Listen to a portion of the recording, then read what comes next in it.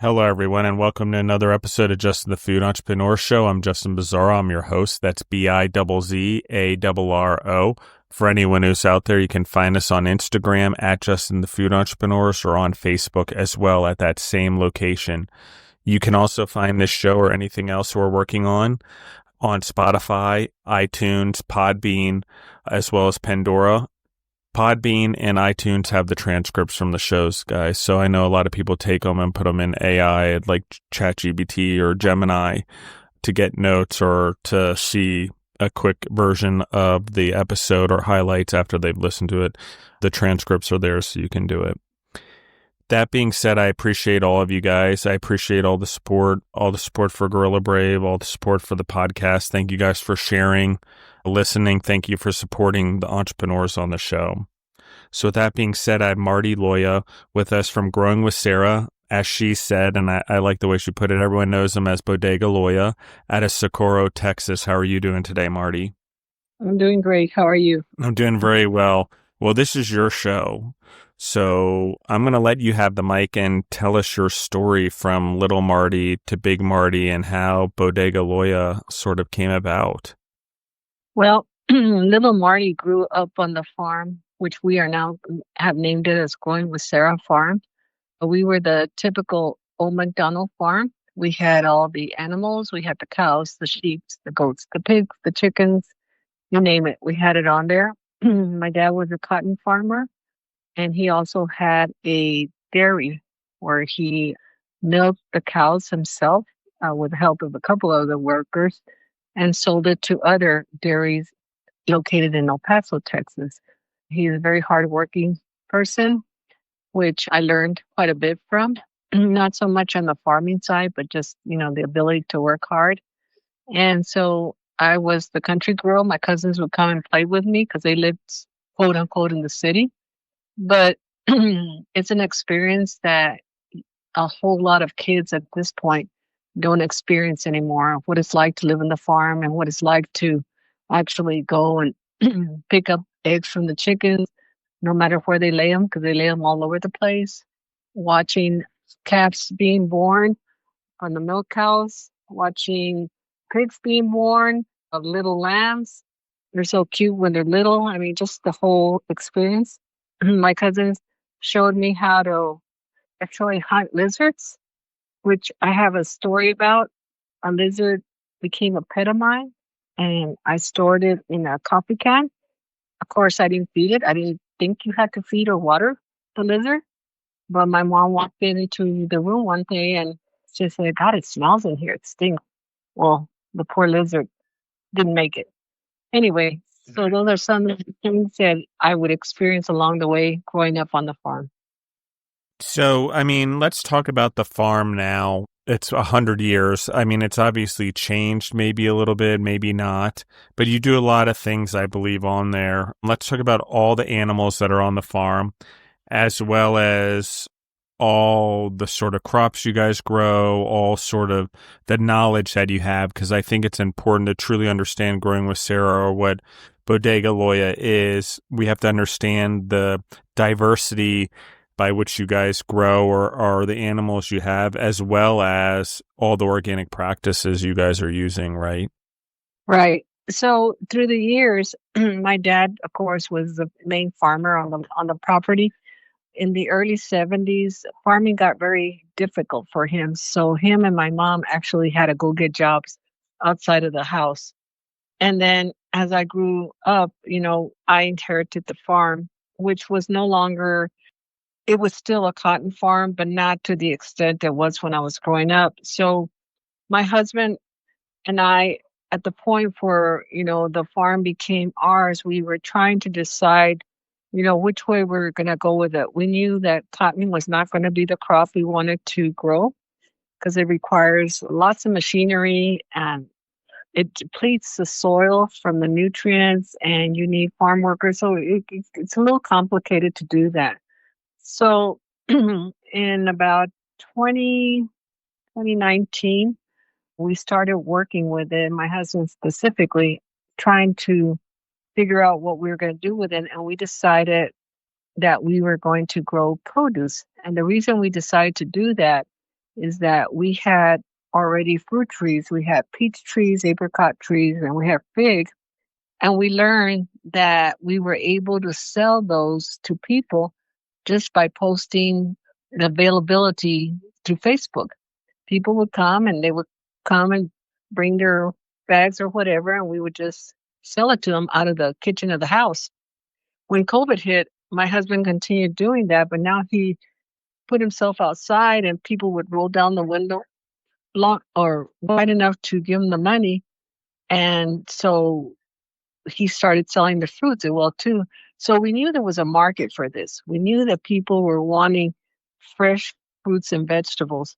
So we started looking at the property where the cotton grew. We got the soil tested, and it was interesting because 6 acres, you would think all the soil would be the same, but it wasn't. So he planted some crops on one side, and they didn't do well at all. But we said, okay, well, let's keep going. So we did, and we planted on the other side. And lo and behold, the crops started growing. And so we started talking to people, and we ran across an organization called NRCS, which stands for Natural Resources Conservation. It's part of USDA. And they suggested that we look into setting up a greenhouse, a high tunnel. And we did. And we found that that was a very good decision because the crops did very well all year round in there. So it was a cost share. So they provided some funding for it, and we provided the other, and we had our first greenhouse. So we kept going. We kept going with the vegetables out in the 6 acres, and we learned that pretty much anything we would try to grow, it would grow. My husband had to work with the soil. He had to bring in compost. Chicken manure is the main one, and work with the soil. And using drip irrigation, that's how we got watered. We have 3 water sources right now. We have drip irrigation, we have the original well from the farm, and we have irrigation from the canal, which is from the Rio Grande. We had to stay with the drip irrigation because the well water is very salty. It's got a lot of minerals. And the irrigation, the flood irrigation coming from the Rio Grande is not clean like it used to be. And we would have to test it for coli. So that's probably the beginning of where we're at right now. We now probably are producing in about, I would say, 2.5 acres. And we're producing enough fruits and vegetables to be able to sell it in Bodega Loya, which is our farmers market, which we are open on the weekends. And we also sell to restaurants. We sell to chefs. We sell to a couple of entities where they in turn produce boxes, like subscription boxes, where every week somebody gets their box with full of vegetables, including ourselves. So we have learned that there's a need, there's a want for this type of produce. So our goal is to fill up all 6 acres with produce. Do you have I noticed on the website it says chicken, quail, and ducks, eggs.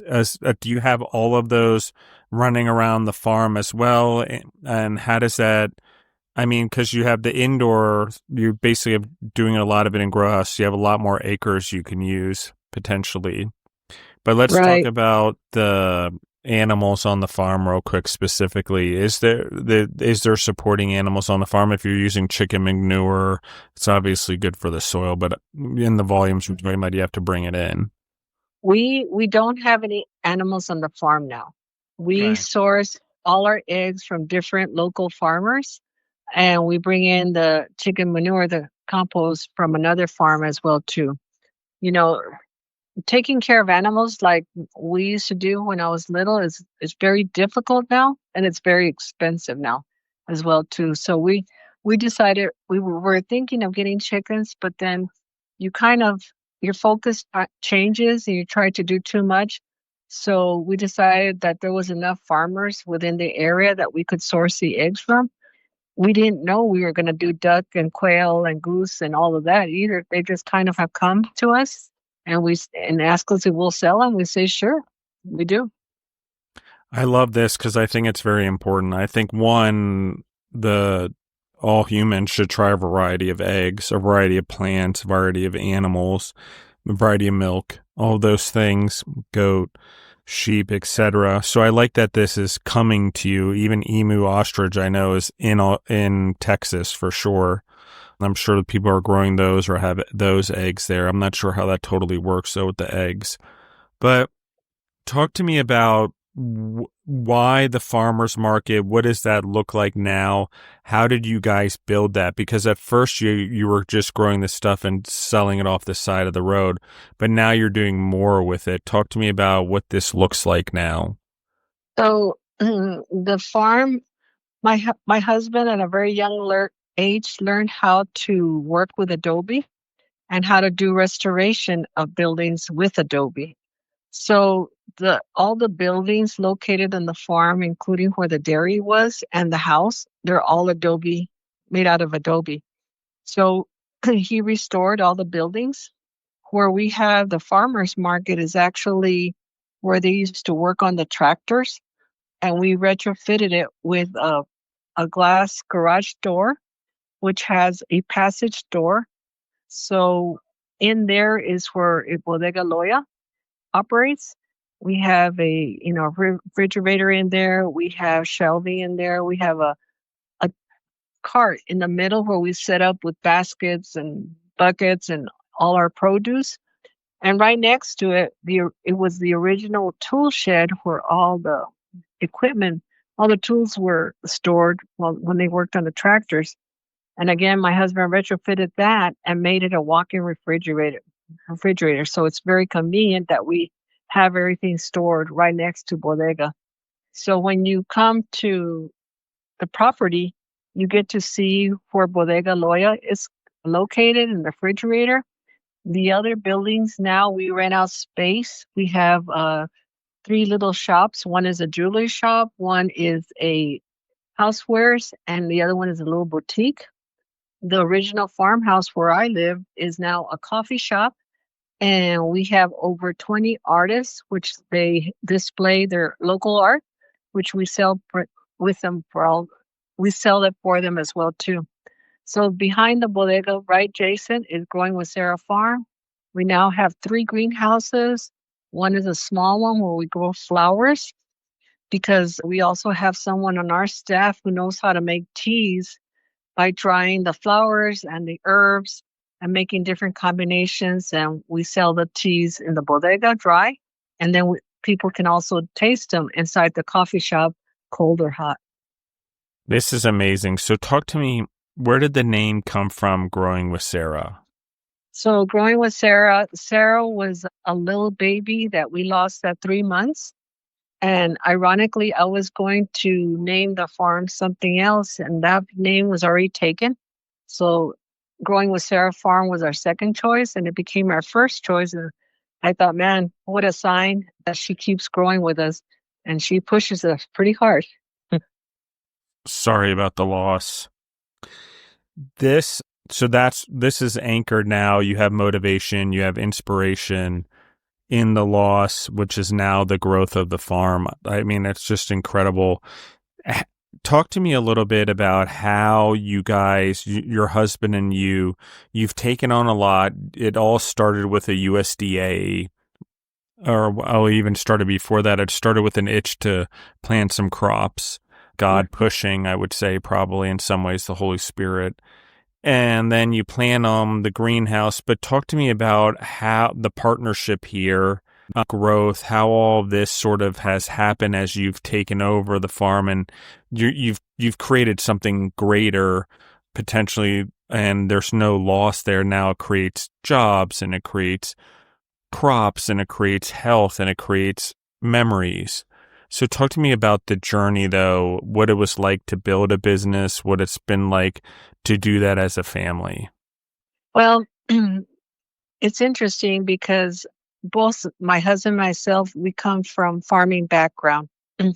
I was raised on the farm. My father-in-law would grow fresh vegetables at a small scale, and then he would go get more vegetables from the local market and then go sell it to the neighborhood. He'd get in his truck and go sell it. So we had that in our genes. And I think we kind of combined it to a point where we knew that there was there was a need. And nothing told me more than one day there was a man looking out to the farm and he stood there and he said, if we have another pandemic, no problem. I'll just come buy my groceries here. So that just kind of, you think about things and you think about how what the community needs, because we don't know what is happening to our food when it gets to the grocery store. People can tell you things, but we really, really don't know. And the added value that we provide is that people know exactly where their carrots are coming from or where their beets, because we encourage people when they come here. We tell them, go walk around, go check it out. My husband will go out there and the kids get amazed to see him pull the carrots out of the ground. And it's an education because they don't realize that their carrots don't come from the big box. They're coming from a farm somewhere, but we don't know where. So a lot of what we've seen of the need of what happens has inspired us and has encouraged us to keep going because we sense it. And it's hard to find a place like this anymore. When I was growing up along the main road here in Socorro, there were other farmers, and each farmer, depending on what they would grow, they had their own stand along the street. So everybody would park and pick up one thing and go to the next one, pick up something else. And all that's gone away. And unfortunately, we don't see, what we're providing. Just a side note, we also have a mobile Bodega Loya that we go out to the areas where they don't even have a big box. They don't have access to fresh fruits and vegetables. And that was the whole idea behind it, is that we want to provide something that there's a need for. And we think we found it. I like this a lot. Talk to me more about this idea. How'd you develop the truck? How'd you come up with it, build it? Tell me a little bit more about that. So when we first started building Bodega Loya, there was a grant available to the University of Houston called HFFI, which stands for Healthy Food Finance Initiative. And it's to promote the building and the selling of fresh produce. So I applied for that grant and we received it. That's what we were able to retrofit the building where the tractors are being worked on and the refrigerator and buy the supplies for the bodega. 2 years later, they had it again. So I applied for the mobile. And so I bought from the grant, I bought what's called a wolf pup trailer, which is basically a trailer that they use to haul like bicycles and motorcycles. It's called a toy hauler. So I bought a used one and I took it so they could kind of gut it out and just put shelves for us and put our logo on the outside, and you know how they do the food trucks and that type of thing. And so we have been doing that. We go to the outskirts. We tried a couple of places, communities. We weren't very successful. We weren't getting a good response. But what I found is the further out we go, where there's less access to this food, the more successful we are. So that's what we do. A lot of people have called us to be part of their farmers markets here in town, but the definition of farmers market is different. It's more selling arts and crafts, which is fine. But there's an education piece behind that. People sometimes will spend their money on other things than fresh produce. So we do go, because we want to help them out because they feel like if we're there, they're going to get more people interested in that. But it's again, educating the community. I love the trailer. I love the idea behind it. Let's talk about the future a little bit, Marty. Where are you guys driving this? I mean, is there more than one trailer in the future? You're talking about you have 3 greenhouses now. I noticed that you have a variety of things that you're offering, and you're saying how many things you're amazed at you're being able to grow. So I think there's a lot of experimentation. So it's a very open-ended question I just asked, but where does this go? What are the things you're most excited about now? Let's talk about all of those things, because I think that you're on to something, and I agree 100%. This is part of the future. Humans becoming more and more urbanized and less access to where things are grown. Yep. So basically, two paths. One of the paths is, like I mentioned, is to fill us with 6 acres with produce. That's the end goal. Whether we do it with high tunnels, greenhouses, or we do it out in the ground, I would like to experiment with one greenhouse to where we equip it that we can we can grow products that we normally only grow in the fall, in the winter, like our lettuces, our spinach, because it gets too hot here to grow those in the summer. So I would like to take one of those greenhouses and equip it to where it's cool enough to where we could continue all year round growing some of those fruit products. Because people already are sad because we don't have spinach. They're sad because we don't have lettuce, we don't have cilantro, because it's too hot to grow those. So that's one thing. The other thing is labor is very difficult and very expensive. So I'm going down the road in incorporating some technology on the farm. And this is our third year. We've been working with a university here where they have a program where you have interns work in different places, and we've had interns work on the farm. And for the last 2 years, been working on an area where you use drone technology, actual drones, and using imagery and using AI. And this is AI, and it's not the new AI. It's AI that I've known for many years because my background is engineering. That using technology will help you identify where there's potential problems with a crop, either pests or lack of water or soil. And that in itself could help with the labor situation, because by the time, if you have 6 acres full of plants, by the time things are identified by a human being, it's gonna wipe out either a whole row or a good chunk of a row if it's been infected or whatever the problem is. The other thing that we're doing this year with the interns again, they're using sensors to identify whether the soil has enough moisture in it or maybe too much moisture. Because again, that's going to help us identify where we need to either water more or water less. So those are the things that I'm experimenting with right now. Nothing solid as far as implementation of these things, but at least to know that, hey, let's go after this one in particular, or let's try all three, or whatever the situation. So technology is big. And then the third item that I didn't mention was strategic partnerships. I mean, we could possibly do this on our own, but I think it's important that we partner up with like the entities that are providing the subscription boxes, because they know about us, they're happy with our produce, they like what they see. So continue down that path as well too. So those are basically the areas where we're pursuing with. I like this. I assume you guys are open year round then, based on Texas weather, or no? Yes, we are.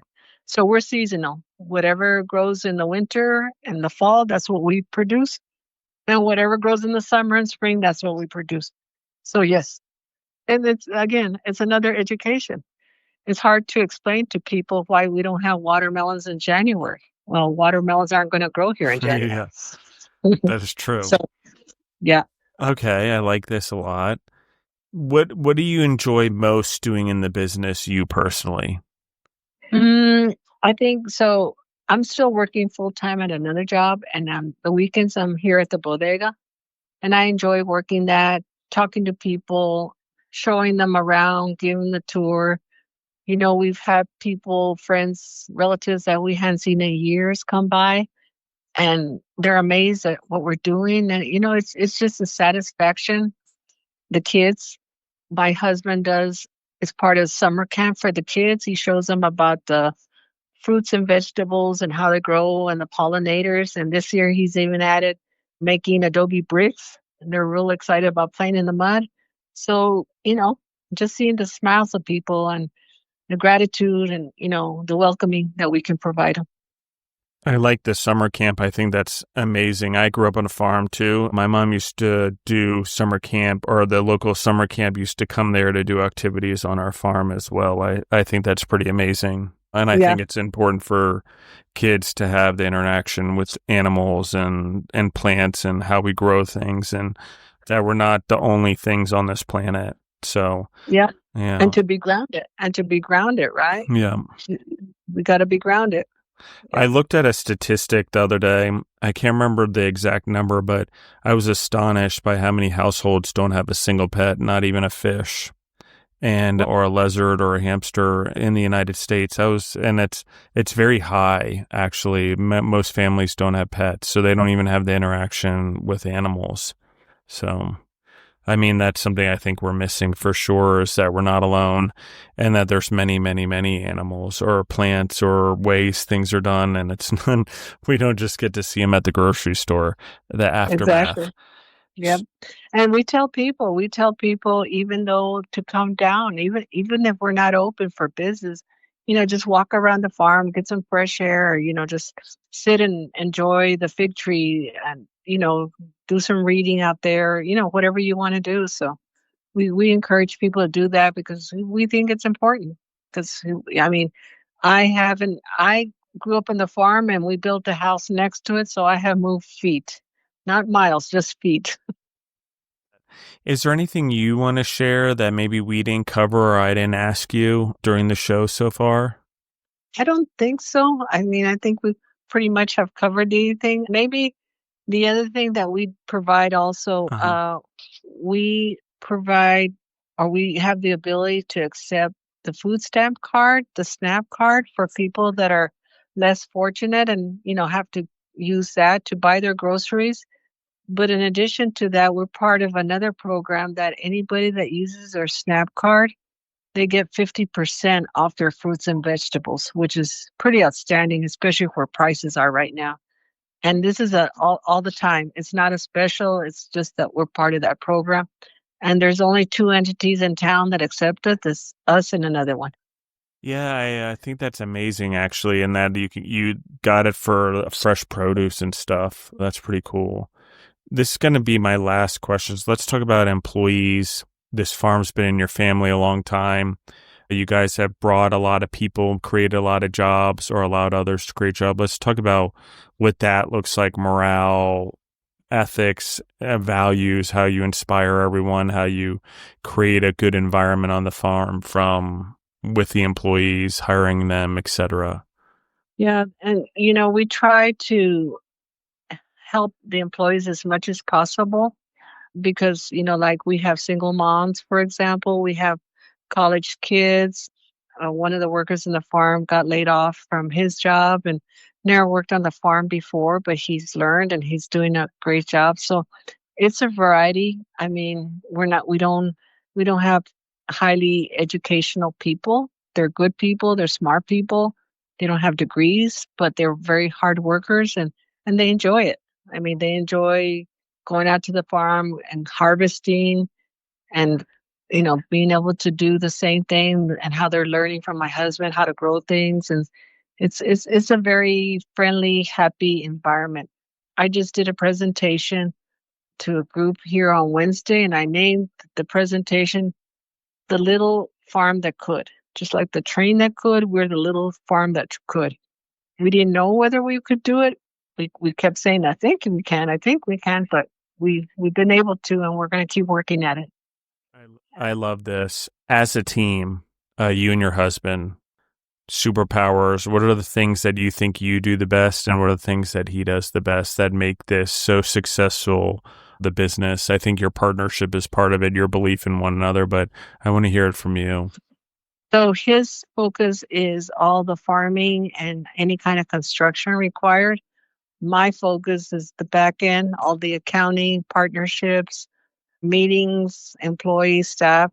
So we come together. We have our bumps on the road where we disagree, or I'm telling him, no, don't plant so much, or plant this instead of that, and he's like, hey, let me deal with the farm, you deal with the other stuff. So, we meet in the middle for sure. Where can everyone find you online? Where can they find your website? Where can they find your address? How can they come visit you guys? So they can follow us on Instagram. It's Bodega Loya. We have a website. It's gwsfarm.com. And we're located in Socorro, Texas at 10257 Socorro Road, Socorro, Texas 79927. Awesome. Thank you, Marty. I appreciate your time and I appreciate you guys coming on the show. I hope to have you guys back on and tell a part two as things continue to grow. And I need to come see what you guys are doing down there. I want to make a trip. El Paso's not too far from here in Denver. So I'm going to try to make this happen because I'm interested in seeing what you guys are doing. So I appreciate you coming on the show. I appreciate your time. I also appreciate what you guys are doing, creating jobs, being organic farmers, giving to the community, bringing it to the community, and then finding ways to make it affordable, such as SNAP and those type of things. I think those are really incredible things to do for the world around us. And as you said, farms pollinate, so you're also pollinating the world around you, not just the fruits and vegetables. So yep, we agree. Yep. Well, I appreciate you. I appreciate you. Yeah. Thank you. You're very welcome. Everyone in the audience, please like, share, comment on the episode if you like it. If you're in Texas, make your way out to Growing with Sarah Farms. You can find them again at Bodega Loya. And thank you guys. I love you guys, and we're out.